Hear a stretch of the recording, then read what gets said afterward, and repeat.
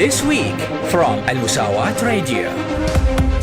AL-Musawat Radio is the right place to know everything.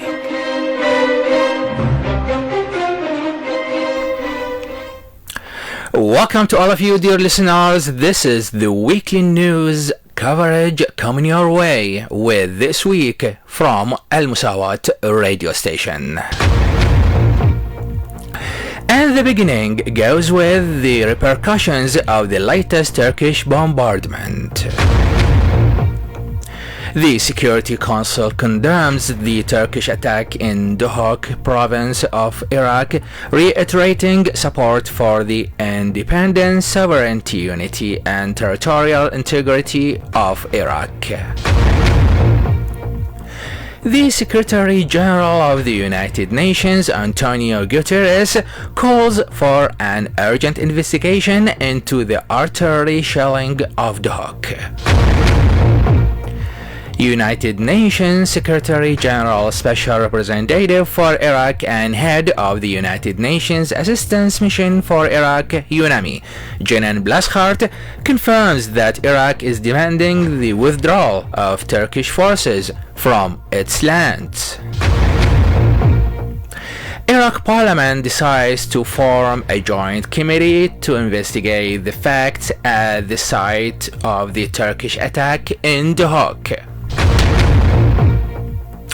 The investigation committee into the bombing of Duhok reveals evidence proving the involvement of Turkish forces.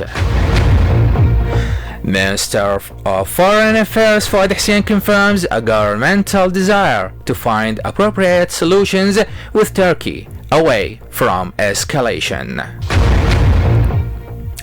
Ministry of Foreign Affairs announces the recruitment of the Iraqi Chargé d'Affaires in Ankara to Baghdad, confirming the public opinion's briefing that there is no security and military agreement with Turkey.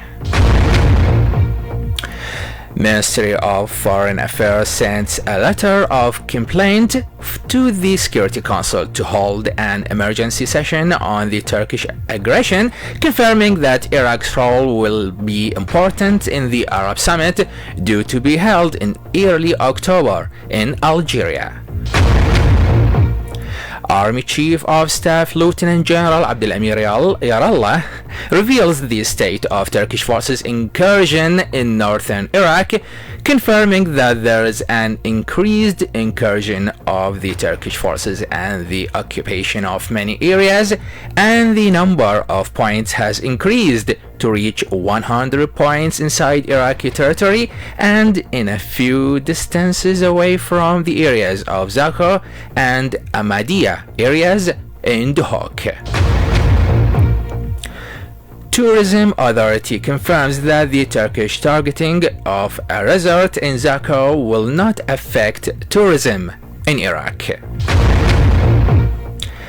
Iraqi Parliament held an exceptional session headed by Speaker Al-Halbusi, during which he opened the work of the Parliament session for the second legislative term and was attended by 242 members, besides the attendance of Foreign Minister Fouad Hussein, Defense Minister Jumanad, Army Chief of Staff Lieutenant General Abdelamir Yarallah, and Deputy Commander of Joint Operations Lieutenant General Abdelamir Shimari. The Council of Ministers holds its 27th regular session as it witnesses a review of the epidemiological report, the measures taken by the Ministry of Health to confront the increase in the numbers of COVID-19 cases, and its continuous efforts to provide the required supplies of medical treatments and vaccines. Minister of Defense discusses with the Italian Army Chief of Staff means of cooperation between the two countries, especially in the field of training and exchanging military expertise. President Ahmed Salah stresses the need to abide by calm, give priority to the language of reason, and to avoid any escalation that might threaten societal peace and security. Leader of the National Coalition, Dr. Ayad Alawi, confirms that the option of early elections is the most likely and the best, calling for holding a national dialogue and conference that includes everyone without external interference or preconditions.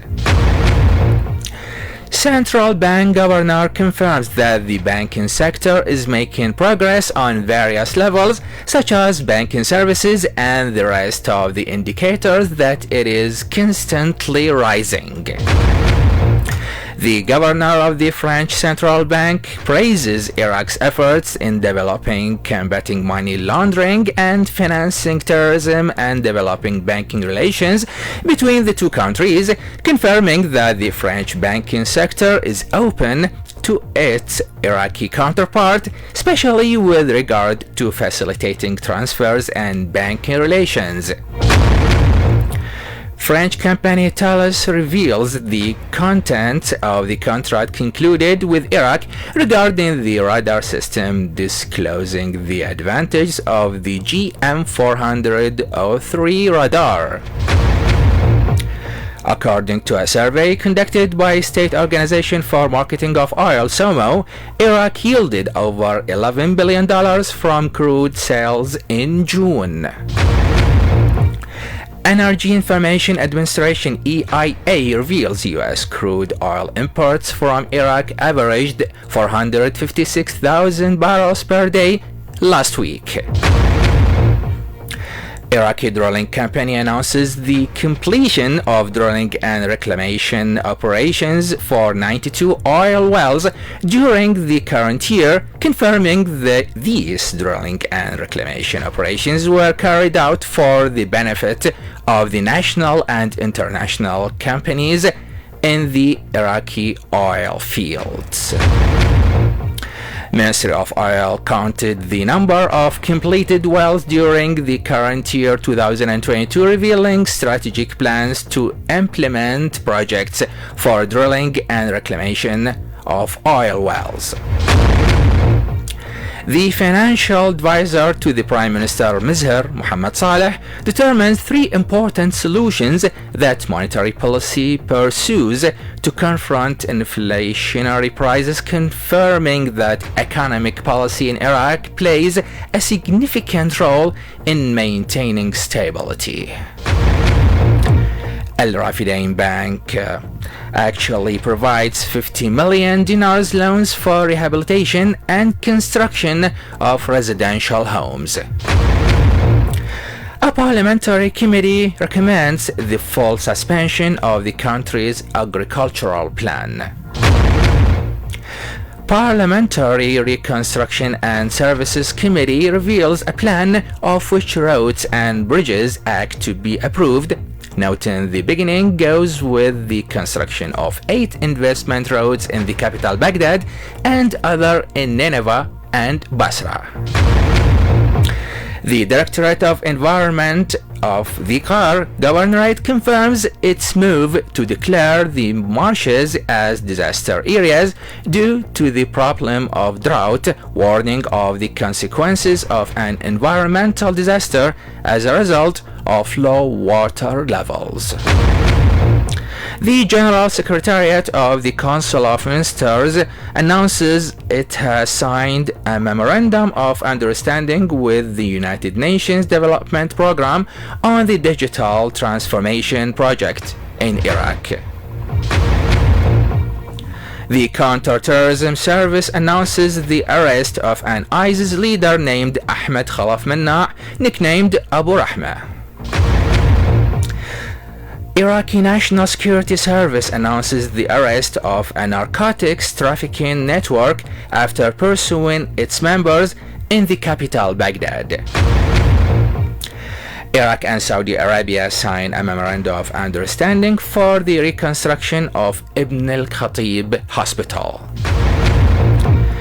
Directorate General of Traffic enters traffic lights into force, setting fines for violators. Bloomberg Television Network reveals that Iraq and Saudi Arabia supply Europe daily with crude oil since the beginning of the current month. Directorate General of Traffic states the vehicles putting decoration stickers, advertising and painting stuffs shall receive a 50,000 dinars fine.